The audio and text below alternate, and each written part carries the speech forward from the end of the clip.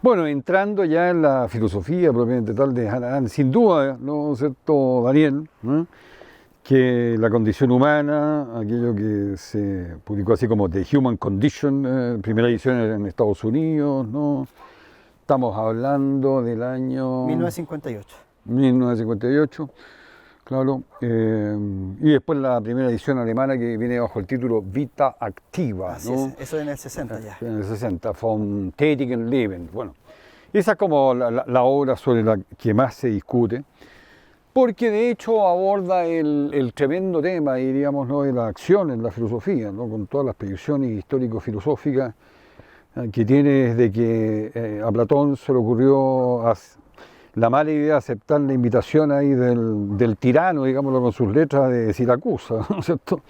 Y para terminar ahí saliendo como de huida, digamos, ¿no? Y que lo hayan vendido en el mercado esclavo. Bueno, toda esta historia de Platón, por suerte que lo compró un discípulo que lo reconoció como su maestro en el mercado esclavo de la isla Eigina, ¿no? Y lo salvó. Y lo salvó. Bueno, entonces desde ese momento en adelante podríamos decir, bueno, el tremendo problema, te fijas tú, filosófico de la acción, cómo justificar la acción, ¿eh? Porque por supuesto que tiene que haber, para decirlo así, de acuerdo con la distinción aristotélica, un lado de la razón teórica en la filosofía y un lado de la razón práctica. Y la razón práctica tiene que ver con la política, tiene que ver con la educación, tiene que ver con el hacer, con el obrar humano. Entonces, bueno, y ahí el gran aporte de Hannah Arendt, digamos. Sí, es súper interesante considerar que ella, en las primeras páginas de la condición humana, establece que finalmente la reflexión que ella quiere proponer está basada un poco en los temores y en los horrores también del tiempo pasado, a propósito de lo tratado en los orígenes del totalitarismo. Y es interesante considerar que parte también de una distinción muy platónica, que es captar la médula del verbo argein.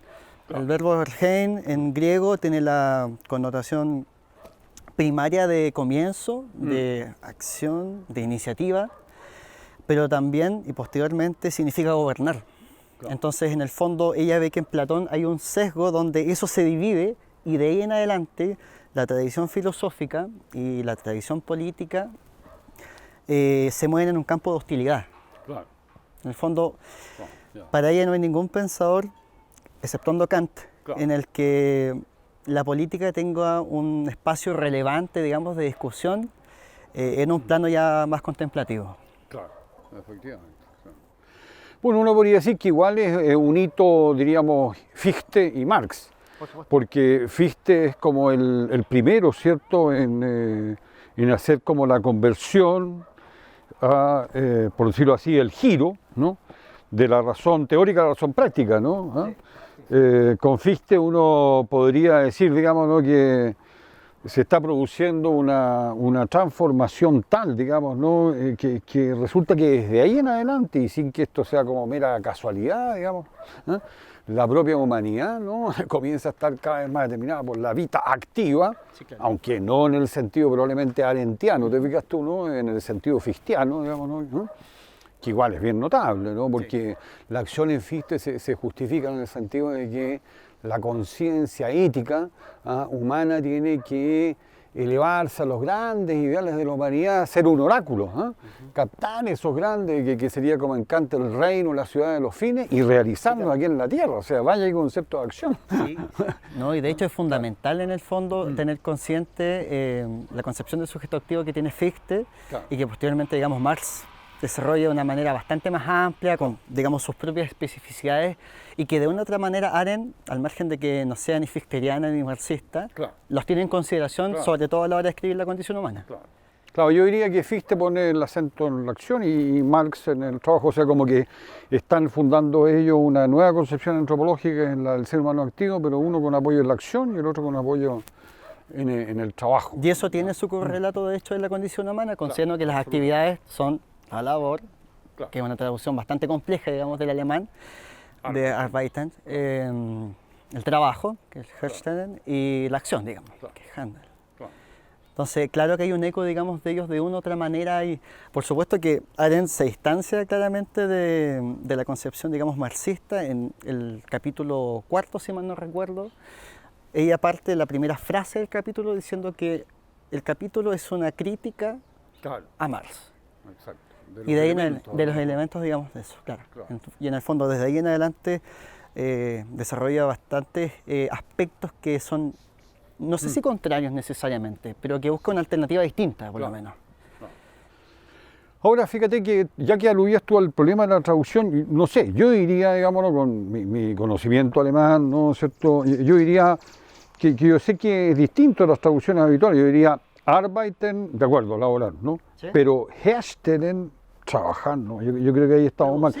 Es producir. Sí, está mucho más ligado a la producción. En la producción, herstellen es que tú produces un aparato, una máquina, un instrumento, esa es producción, o sea, te vales de instrumentos para producir. Sí, por En supuesto. cambio, el trabajo puede ser simplemente manual, digamos, ¿no? Así, Claro. ¿no? Esa es una distinción que vale la pena recalcar porque los conceptos en alemán, por lo menos cuando se hizo la traducción de la vista activa, Claro. de Human Condition a la vista activa en alemán en el 60, esos matices se vieron de manera más destacada. Claro. En el fondo se pudo entender, digamos, las dimensiones de las actividades del sujeto activo en AREN a propósito de esa formación.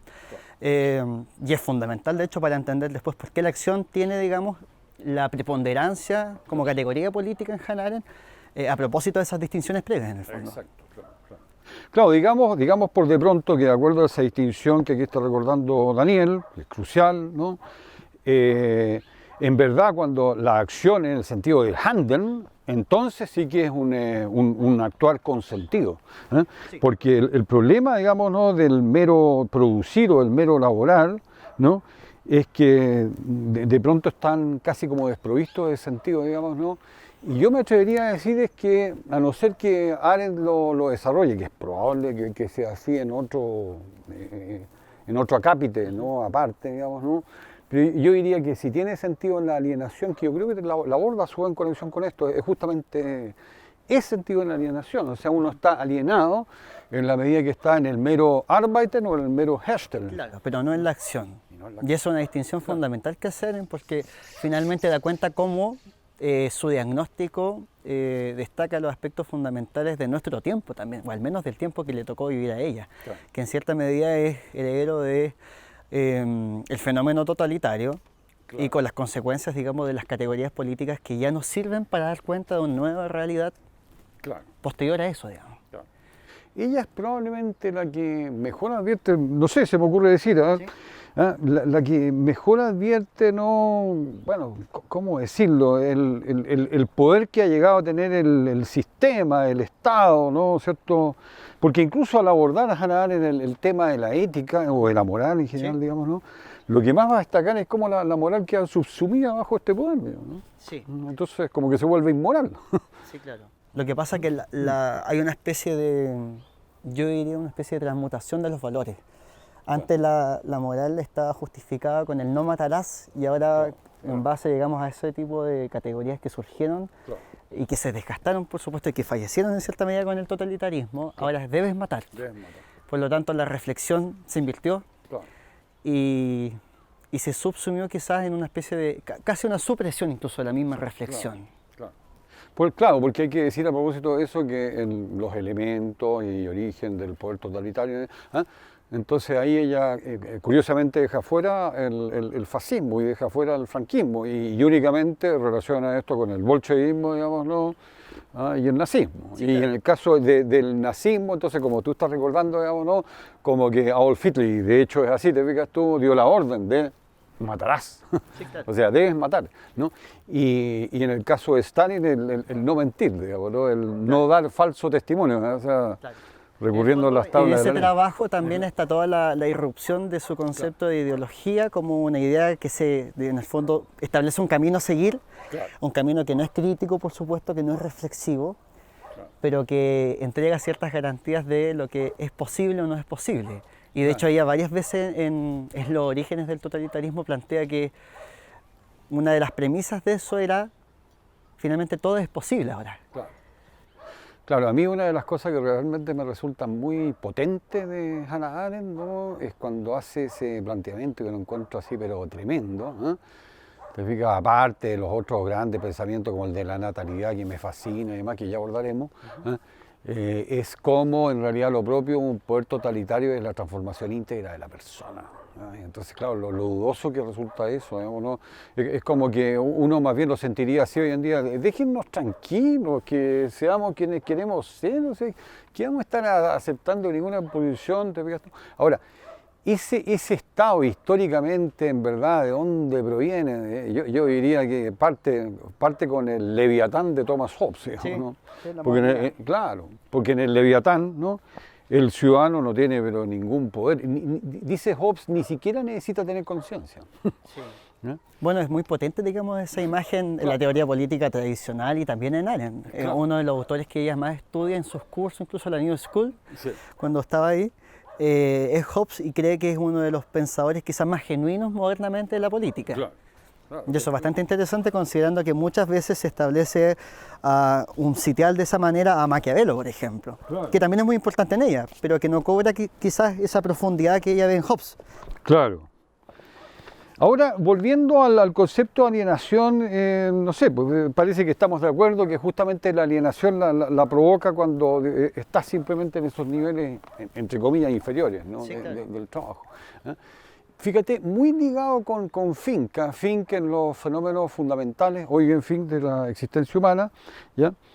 Publicado eso, bueno, proviene de seminarios dictados en el año 55, pero que lo publican los alumnos, ¿no? Una vez muerto ya, Fink muere en el 75, en el año 79. Entonces, al abordar el tema del trabajo como fenómeno existencial fundamental, ¿no? Va a hablar de la alienación. Y fíjate tú que para Fink es muy interesante porque la alienación la provoca la cadena laboral. O sea, te fijas tú, qué sé yo, el obrero que está ahí en un laboratorio en Suiza, no tiene idea, digamos, que en realidad con ese remedio se hicieron experimentos con una tribu en África y aumentó la tasa de mortalidad infantil, por ejemplo, cosas así, espeluznantes que suceden hasta el día de hoy, digamos, ¿no? Y el tipo simplemente pone, te fijas tú, el remedio en la cajita, digamos, ¿no? Pero desconoce la cadena laboral de principio a fin. Entonces, esa sí que es alienación. Sí, claro. Y ese es un sentido de alienación muy actual, porque imagínate hoy en día, digamos, ¿no? Con las multinacionales y todo lo demás, digamos, ¿no?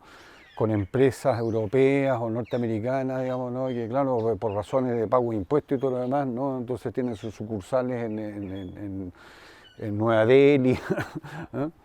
Y de hecho en Nueva Delhi hay lugares en que tú bajas a unos subterráneos y te encuentras así, pero con unos, ¿qué te digo, digamos, no? Unos subterráneos gigantescos y con miles de operarios, digamos, ¿no? Y esas mismas cosas después tú las encuentras en Gucci, en Hermès, ¿no? ¿Ah? En las tiendas más finas que se conocen, en fin, bueno. ¿Cuánto le pagaron a ellos y cuál es el precio final? Porque la cartera Hermès suele costar a 30.000 euros, una cartera Hermès, etcétera, etcétera. Las cosas, bueno, divertidas que hay. Y el otro sentido de la alienación, digamos, ¿no? Que es como el más básico, el marciano, ¿no? Y que en el sentido, digamos, ¿no? De que, claro, el obrero no es el dueño del medio de producción y no se lleva la plusvalía y está alienado, digamos, ¿no? Bueno, yo por supuesto que lo valido también, pero a mí me resultan mucho más decidores este concepto de alienación de Hannah Arendt y el de Eugen Fink, digamos. Y debe haber otros tantos, Sí, que son interesantes, pero es cosa de seguir, como ocurre en filosofía, uno nunca para de investigar una cosa así, y es como infinito, ¿no? Porque claro, uno se hace esa pregunta y ya te quedas con la inquietud, y después, vaya, te encuentras con otro concepto de alienación de no sé quién, digamos, ¿no? Y es volver a revisar los conceptos nuevamente. Nada de raro que esté en Ricoeur, por ejemplo, ¿no? Sí, claro. Eso- Sí. Ahora, en Arendt tiene la garantía de que la labor es también el sustento de la vida cotidiana en ese sentido. O sea, Claro, eso, sí, produce Sí. las condiciones, digamos, para poder subsistir, claro. Sí, no hay que olvidar. que no es poco, digamos. No es poco. Claro, de tal manera que no puede, claro, no puede ligarse simplemente entonces con la alienación, pues, comienza a resultar discutible. Sí, ¿no? claro. Sí, claro. Entonces yo la pregunta que me hago, porque yo no soy arendtiano, salvo la fascinación que me provoca, no como tú, porque tú lo eres, pero no sé, muchísimas veces más que yo. Entonces yo no sé, el concepto de alienación lo trata, lo aborda aparte. Lo trabaja, digamos, también bajo el concepto de la labor, Ya. digamos, Ah, pero ya. está mucho más asociado Claro. a esa situación, digamos, donde no se dan las condiciones para una reflexión también de la Exacto. propia actividad Claro. y por lo tanto en ese mantenerse, digamos, Claro. produciendo esas condiciones, se va perdiendo ese espacio de crítica, digamos, que es Claro. fundamental y que hace que también la acción tenga un sentido político fuerte, digamos. Claro, de hecho en los elementos, uno de los puntos también muy atractivos que plantea es como en una dictadura la única salida es el pensar. Es el pensar, ahí está la única puerta salida de esa cuestión, digamos. Sí. Que el pensar sí. para ella tiene un sentido vital, político, muy fuerte, que no está condicionado, y eso es muy interesante, solamente a un nivel filosófico, o al menos a lo académicamente como se entiende la filosofía, Claro. sino que más bien es parte de un ejercicio de reflexión cotidiana que se sustenta, digamos, en la actividad de la acción. Y eso relacionado con su feroz crítica, y yo creo que legítima hasta cierto punto, digamos, ¿no? De que la gran mayoría de los filósofos en la historia de la filosofía se echaron la política en el bolsillo. Sí, Lo cual, obviamente, puede imaginar que está un Rousseau, está un Montesquieu, digamos, ¿no? O sea, vaya, habría que suavizar un poquito la afirmación. Sí, es un poco muy... Está Hobbes, está Maquiavelo, imagínate lo que están. Porque de un lado, que es la comparación que ella hace, que también me resulta muy atractiva entre las dos revoluciones, la francesa y la americana, a pesar de que a nosotros como latinoamericanos nos carga eso Sí, claro. de América, pero en fin. ¿Ah? Y entonces, claro, por supuesto muy a favor de la Revolución Americana, ¿no? ¿Cierto? Una dice la Revolución Francesa proviene de una monarquía absoluta, esta otra es de una monarquía relativa, que era, porque a partir de la Glorious Revolution, ¿no? 1688, ya los ingleses ya tenían su monarquía constitucional claramente establecida y todo lo demás, ¿no? Entonces, claro, y eso hace toda la diferencia, porque fíjate tú, lo que va a seguir son planteamientos de ella también, después de la Revolución Francesa, digamos, ¿no? Va a ser una cuestión que no va a favorecer, pero en nada al pueblo, en nada, va a continuar siendo como que igual bajo el ritmo, o sea, como que no hubiera ocurrido la Revolución. Lo que pasa es que también eso abre la posibilidad de la crítica que se le hizo en su momento a ellos. O sea, hay que recordar que, por ejemplo, el propio Hobsbawm, este teórico marxista, hizo una reseña muy importante sobre la revolución, y fue de hecho bastante conocida por la crítica que se estableció al concepto que trabajaba Hannah Arendt de revolución. Lo que pasa es que eso tiene mucho que ver con, y eso que es Hobsbawm, ¿no? Pero tiene mucho que ver con el inglés, ¿no? Creo yo. Porque si tú dices en castellano revolución, ya es una revolución, ¿no? Qué sé yo, en inglés tiene un matiz mucho más amplio. Sí. Mucho más amplio, o sea, revolution, vaya, uno piensa hasta en los Beatles, digamos. ¿No? ¿Te fijas? Claro, o sea, no. Sí, eso. Cobra una polisemia que en el español parece Claro, que todavía no exactamente. somos capaces de extraer. Ella que finalmente muere en Manhattan, fíjate, ¿no? Claro. Y que, bueno, para ella ser norteamericana, y lo declara, es como lo máximo, digamos, ¿no? Y la máxima admiración que tiene por Estados Unidos, pese a todas las críticas, porque digámoslo también, la guerra de Vietnam, Claro. y fuerte también. Sí. Sí. Porque tampoco es como una oradora ciega, no, ni mucho menos, ¿no? Como siempre ella se caracteriza así por su tremenda Yo creo que lucidez. en el fondo para ella era fundamental el sentido de la libertad, y esa libertad que es política, esa libertad que en el fondo es un principio de la acción, y que de esa manera es capaz de desplegarse. Y quizás encontró en los Estados Unidos, en ese momento donde ella vivió, la posibilidad también de desplegar su propia idea de libertad. Claro. Al menos desde 1951 en adelante, hasta que falleció. Claro. Fíjate que yo creo que inspirado por ella, ¿no? El historiador alemán actual, Heinrich August Blücher, no es otro nombre, ¿no? Se llama el nombre de este momento, no es Blücher. Bueno, este historiador, yo creo que leyendo justamente Hannah Arendt, ¿no? Dice, fíjate, una clave de Estados Unidos es que no tuvieron aristocracia. Y justamente porque no tuvieron una aristocracia, entonces no había contra qué reclamar. Entonces, más encima, y eso sí que lo toca a Hannah Arendt, que es un conjunto de inmigrantes, ¿no? Que hacen un Bund, ¿no? Hacen un Verein, hacen un club, una organización, ¿no? Y entonces, claro, la hacen a su pinta, ¿no? En términos de libertad y todo lo demás, ¿no? Entonces, claro, en ese sentido, claro, lo que ella está planteando, yo lo comparto 100%, ¿no? La revolución, llamémoslo así, por revolución americana, independientemente de las críticas de Hobson, Claro. ¿ya? La revolución americana, porque de hecho ellos mismos lo llaman así también, ¿no? Sí. Bueno, esta revolución americana, fíjate lo que trajo consigo, digamos, ¿no? un modelo de democracia, por lo menos en su origen, con estos filósofos federalistas, ¿no? Y demás, ¿no? Con todos estos que son los fundadores de la nación, te fíjate que llegan ahí en el Mayflower a Boston, Massachusetts, digamos, ¿no? Y que son presbiterianos, son calvinistas, Sí. son puritanos, tienen un espíritu religioso en el cual también en parte está la clave de todo lo que hicieron. Sí, Sí, ¿no? Sí. Y aparte que creo que eso es fundamental para su concepto de poder. Claro. Finalmente Arendt, cuando establece su noción de poder, esa noción no está sujeta como lo entendemos tradicionalmente, ¿no? Claro. Casi como solo gobernantes y gobernados, sino que la concepción de poder está sujeta a esa acción compartida. Exacto. Y esa acción compartida es justamente lo contrario al silencio de la violencia, cuando la violencia está asociada con los instrumentos y el poder a los fines.